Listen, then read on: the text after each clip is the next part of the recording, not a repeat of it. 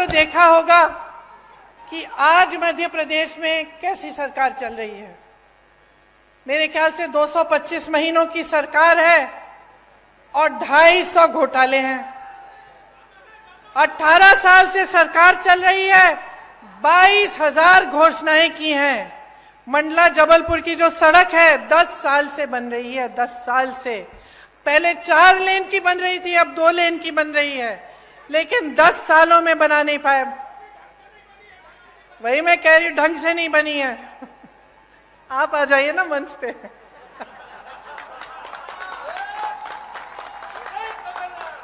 मुझे बताते रहिए।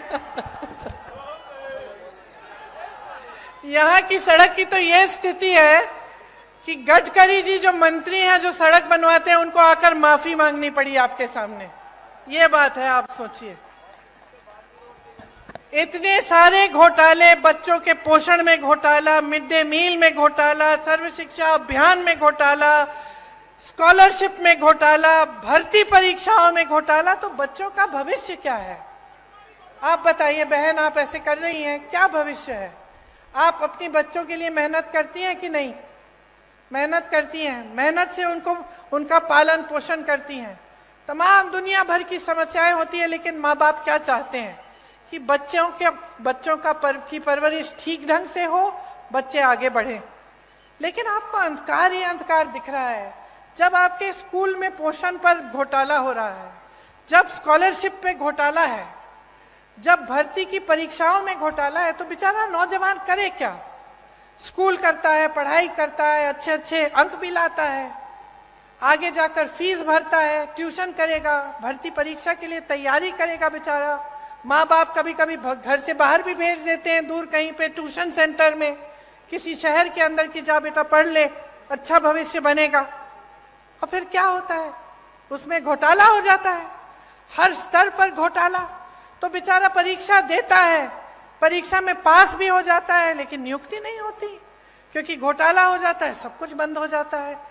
तो जब अगली पीढ़ी, आने वाली पीढ़ी के लिए भी कुछ भविष्य में दिख नहीं रहा है, उम्मीद ही नहीं रही, तो आगे कैसे बढ़ पाओगे? आपका विकास कैसे हो पाएगा?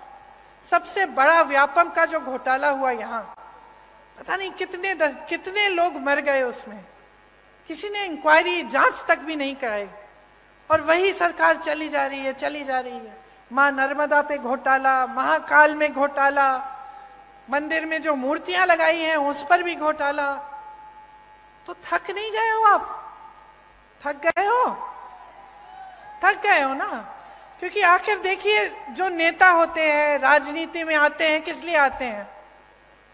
ज्यादातर तो ये भावना रख के आते हैं कि कुछ सेवा करेंगे, आपको आगे बढ़ाएंगे, और आपको भी उनसे कुछ उम्मीद रहती है कि ठीक है, ये मेरे गांव का एक नेता है, और मेरे लिए करेगा, है कि नहीं?